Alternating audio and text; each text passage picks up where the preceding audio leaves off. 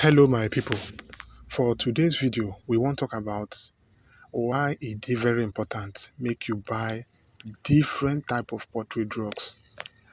As we know, poultry drugs dem dey help to prevent and treat the spread of disease for your poultry farm. And again, drugs dem dey help to make your bird dey healthy and make dem grow faster. But now, why e good make you dey buy plenty poultry drugs?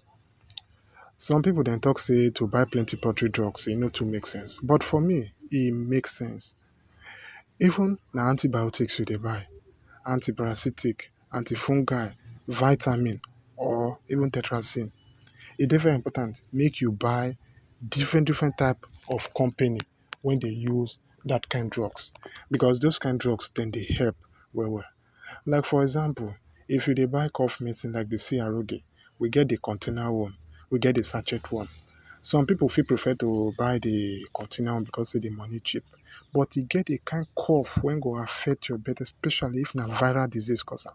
You go need sachet drug, and sometimes different company dey work faster for those kind sickness. So to buy those drugs plenty, e dey very important. If you dey buy antibiotics, no buy just only one particular type, buy different type. We get some antibiotics wey be cold off. We have Tylosin Cure, we have Tylosin Care, we have cough wiper, we have cough med, we have cough off. So buy those drugs plenty.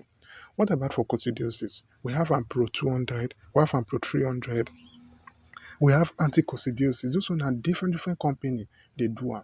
So to buy plenty drugs e dey very important. E go help your bird tackle disease, because some company dem fit no work well, another one fit work. Sometimes by mixing those drugs together, dem go help to combat that disease for your poultry bird. So e dey very important make you dey buy plenty drugs, different type of company. When you dey buy them, you go see the importance of doing that.